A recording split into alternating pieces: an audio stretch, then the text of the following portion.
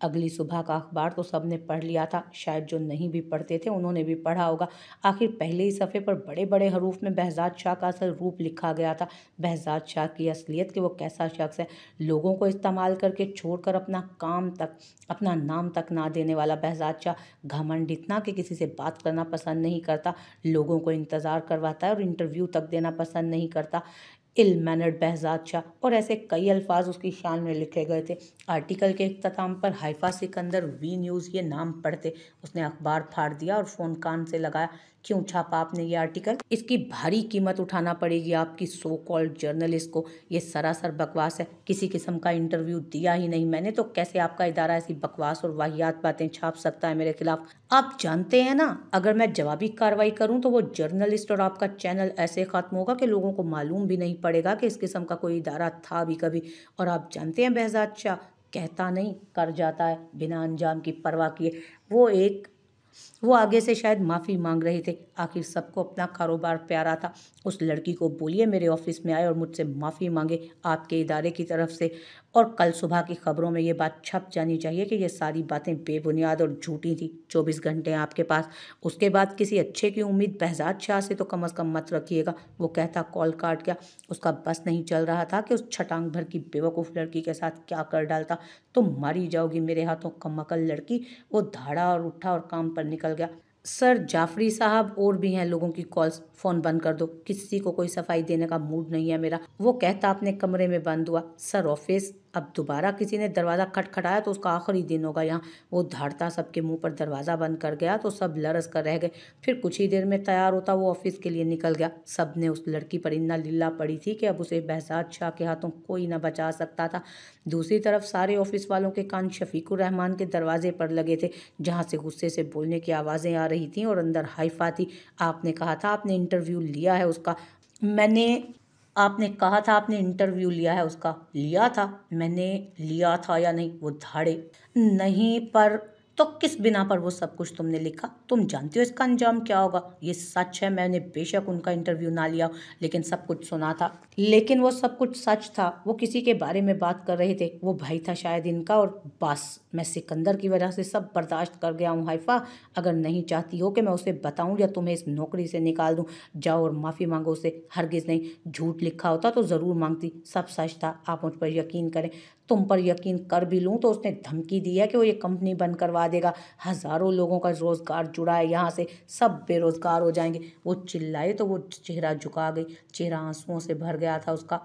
सही तो कह रहे थे वो। उसने जान लिया था कि ताकत में खुद से बड़े लोग झूठे भी हों तो दुनिया उनकी इज्जत करती है। मैं चली जाऊंगी, मैं आज के बाद कोई ऐसी हरकत नहीं करूंगी। बाबा को मत बताइएगा, वो तुम्हारा करियर तबाह कर सकता है हाइफा। अब के वो नरमी से बोले। मैं समझ गई, सच की यहाँ कोई गुंजाइश नहीं। उसने आंखें रगड़ते आंसू साफ किए। इस सच का क्या करोगी बेटा, जिससे आपके साथ साथ हजारों लोगों की जान खतरे में डल जाए? मैं समझ गई, मैं जाती हूँ। वो बाहर निकल गई और फिर वो उसी जगह खड़ी थी जहाँ से वो कल निकली थी। उसने आंखें मींची जो पहले ही हल्की सी सूज गई थी। सारे रास्ते रोने की वजह से गाल गुलाबी हो गए। उसने होंठ काटे और सीधा लिफ्ट में दाखिल हुई। मतलूबा जगह पर पहुंच गई। Haifa Sikandar, V news. उसी कल वाली लड़की ने पूछा।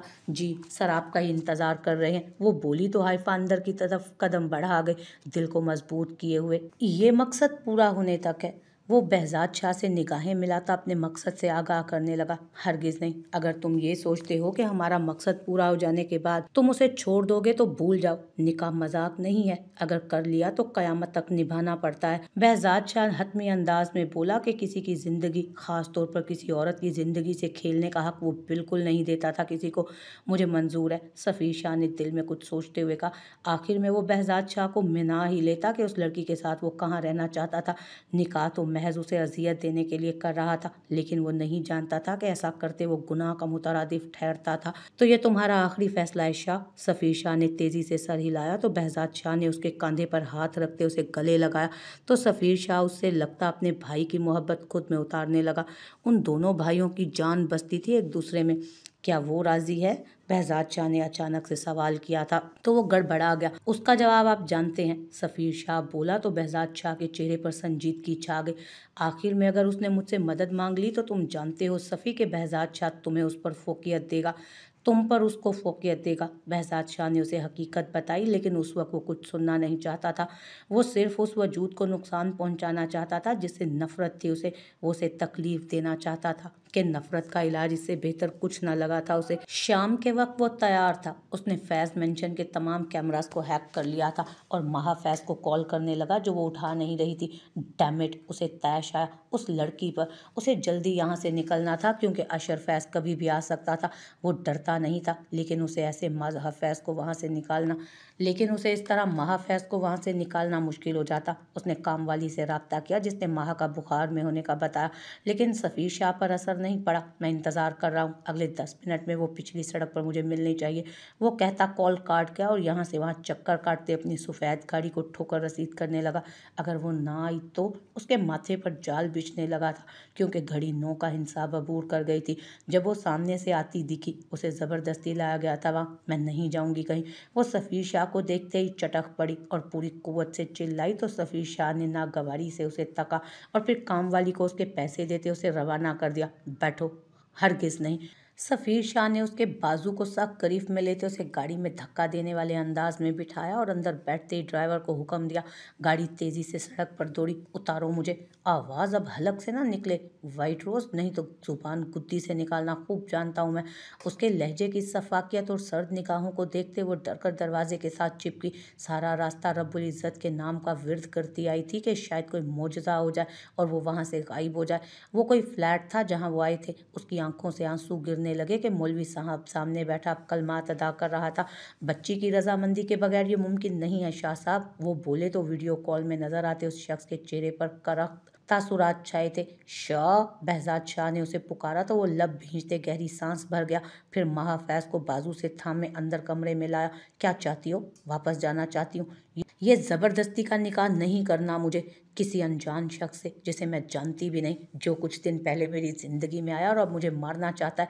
मारना तो वाकई मकसद है मेरा। तुम्हें और मैं कौन हूँ ये तुम्हें मेरे करीब आने पर ही पता चलेगा, इसलिए अब कोई ड्रामा मत करना। मुझे किसी सूरत मंजूर। सफ़ीर शाह आगे बढ़ा और उस पर झुका। किसी गैर महरम से यूं मिलना कबूल है तो मुझे मंजूर है।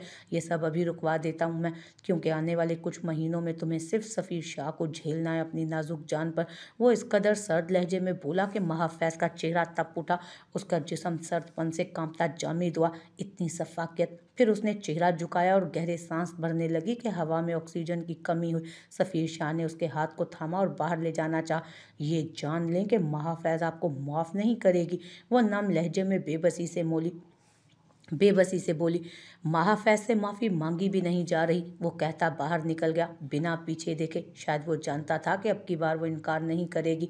महाफैज से माफ़ी मांगी भी नहीं जा रही। वो कहता बाहर निकल गया बिना पीछे देखे। शायद वो जानता था कि अब की बार वो इनकार नहीं करेगी। फिर बहजाद शाह और कई गार्ड्स की ज़ेरे निगरानी निकाह शुरू किया गया। माह के हाथ कांप रहे थे। उसका पूरा वजूद तप रहा था। न जाने उसने कैसे वो 2 लफ्ज़ अदा किए, क्योंकि अब इजाबो कबूल की बारी सफ़ीर शाह की थी और उसके बाद मौलवी साहब ने शायद उन्हें रिश्ता इज़्दवाज में बन जाने पर मुबारकबाद दी थी। क्या किसी को किसी की तबाही पर भी मुबारकबाद दी जाती है? वो बस यही सोचे गई। हाथ गोद में रखे थे, बेहिस्सो हरकत और आंखें अब खुश्क थी।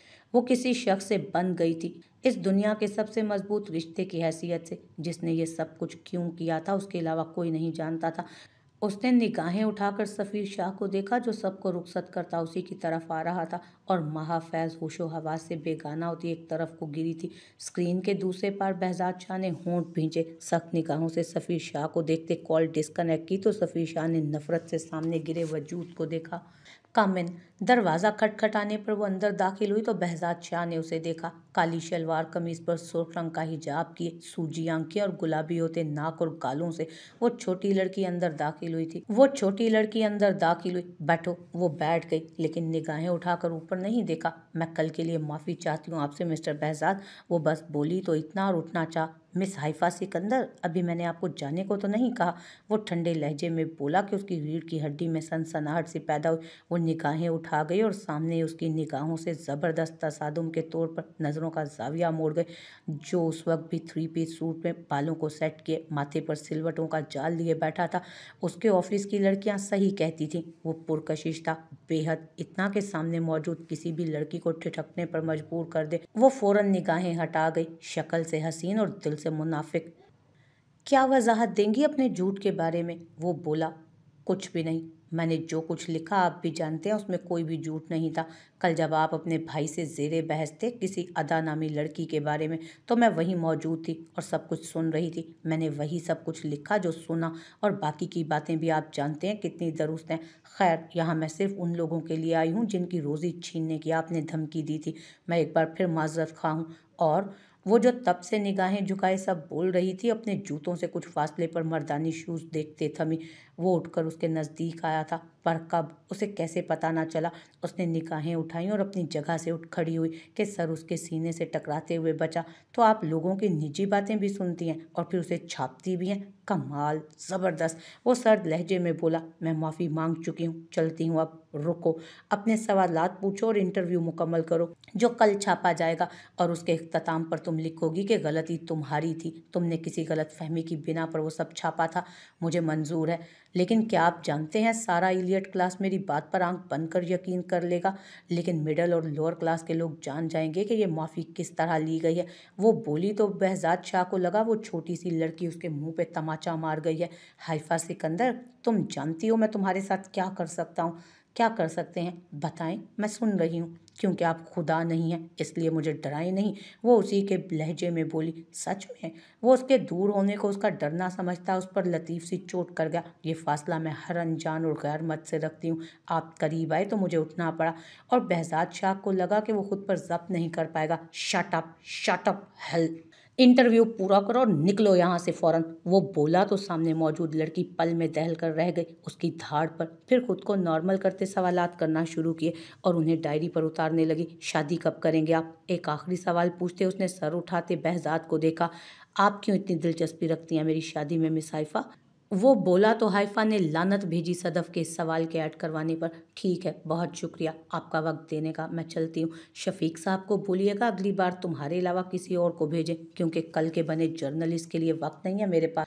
behzad शाह के पास, वो कहते निकल गया। हाइफा का दिल क्या उस शख्स को दे मारे कोई चीज़, कोई इतना बुरा कैसे हो सकता है, वो सोचती बाहर निकल गई। वो दोनों लिफ्ट के पास खड़े हुए। मेरे बाद आइएगा आप। वो पल में उसकी औकात का तयन कर गया। मुझे शौक नहीं है आपकी कंपनी का मिस्टर behzad, सीढ़ियाँ हम जैसे लोगों के लिए बनी हैं, मैं वो इस्तेमाल कर लेती हूँ, वो कहती चली गई। behzad शाह को खुद के ज़ब्त पर हैरत हुई थी। वो अपनी इस 29 साला ज़िंदगी में पहली लड़की देखी थी जो उसके साथ ये लहजा अपनाती अब तक बची हुई थी। वो बाहर निकल गई तो वो अंदर मौजूद कमरे में जाता सारे डिज़ाइन देखने लगा। निगाहें लाशऊरी तौर पर खिड़की से बाहर पड़ी जहां हवा से उसकी कमीज़ और हिजाब दोनों उड़ रहे थे, और वो फाइल और बैग के साथ बमुश्किल उन्हें संभाल रही थी। उसे न जाने क्यों वो मंजर नागवार गुजरा। इस लड़की से बोलो कि अंदर जाकर इंतज़ार कर ले। वो जानता था वो अपनी गाड़ी का इंतज़ार कर रही है। उसने अपनी सेक्रेटरी को कहा, जिसने मुंह खोले पहले behzad को देखा और फिर दौड़ता बाहर गया। मैम प्लीज़ अंदर आकर इंतज़ार कर लें। क्यों? वो तीखे लहजे में बोली तो सेक्रेटरी घबरा गया और मुड़कर खिड़की से देखते behzad को देखा और फिर अंदर आ गया, मायूस होते, क्योंकि वो लड़की वहीं खड़ी थी। बेवकूफ़ औरत। behzad ने सख्ती से लब आपस में पेवस्त किए और उसे गाड़ी में बैठते देख काम पर लग गया। माफ़ीनामे के साथ आर्टिकल के पब्लिश होते ही खामोशी छा गई थी, लेकिन हाइफा सिकंदर को behzad शाह एक आंख नहीं भाया था। वो मुखालिफ सिमत भी कुछ ऐसा ही मामला चल रहा था।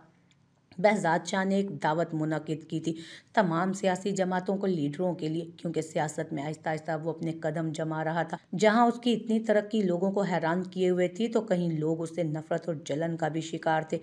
मीडिया को भी बुलाया गया था क्योंकि उसकी सालगिरह भी थी जो वो मनाता नहीं था, लेकिन किसी खास मकसद के लिए ये सब किया गया था जो कोई नहीं जानता था। behzad शाह की दावत का दावतनामा हमारी कंपनी को भी मौसूल हुआ, सदफ ने उसे बताया। सब लड़कियों के कान खड़े हुए, लेकिन हाइफा ने अनसुनी कर दी। सच में? ओह सर, शफीक न जाने किस खुशकिस्मत को साथ लेकर जाएंगे। लड़कियों ने सोचा। किसी को भी नहीं सिवाय हाइफा के। सदफ ने सबके सर पर बॉम्ब फोड़ा। वो जो तब से अदम दिलचस्पी के साथ बैठी थी झटके से सर उठाया। क्या मतलब? मतलब ये कि तुम, मैं और गाजी जा रहे हैं सर के साथ? मुझे नहीं जाना, मैं क्या करूँगी वहाँ जाकर, और मुझे कोई दिलचस्पी नहीं उन चोरों की दावत में जाने की। मैं अपनी जगह किसी को भी बिल्कुल नहीं। सर शफीक तुम पर पहले ही बहुत गुस्सा है, उन्होंने हम तीनों का नाम लिया है और इसमें काफ़ी मदद मिलेगी तुम्हें। वहाँ आए नए लोगों से मिलोगी, बातचीत करोगी तो तुम्हें मुस्तकबिल में फ़ायदा पहुँचाएगी ये बातचीत। लेकिन उसने कुछ कहना चाहा। अब भी एतराज़ है तो सर से बात कर लो। सदफ ने कंधे उचकाए तो वो मुंह बिसोरते बैठ गई। कब जाना है? आज रात। उफ, वो घर चली गई। बेटा, आज आपने जाना है किसी दावत पर? मुझे शफीक ने बताया था। उसके बाबा ने पूछा। ये सिकंदर साहब का छोटा सा मिडिल क्लास घराना था, जहाँ वो किसी सरकारी स्कूल के उस्ताद थे। उनकी अहलिया साइमा सिकंदर घरेलू औरत थी। उनकी दो ही औलादें थीं, हाइफा और उससे छोटा हसन, जो अभी 11वीं जमात में पढ़ता था। सिकंदर साहब की एक ही बहन थी, जिनकी दो ही औलादें थीं। हाइफा में सिकंदर साहब की जान बसती थी, क्योंकि वो उनकी इकलौती बेटी और पहली औलाद थी। वो उसे इस शोबे में नहीं भेजना चाहते थे, लेकिन उसकी ज़िद पर उन्होंने घुटने टेक दिए थे। और दूसरी वजह यह भी थी कि शफीक उनके अच्छे दोस्त थे, जो खुद एक चैनल के मालिक थे। जी बाबा, ओके, तैयार हो जाओ, मैं छोड़ दूंगा। ओके।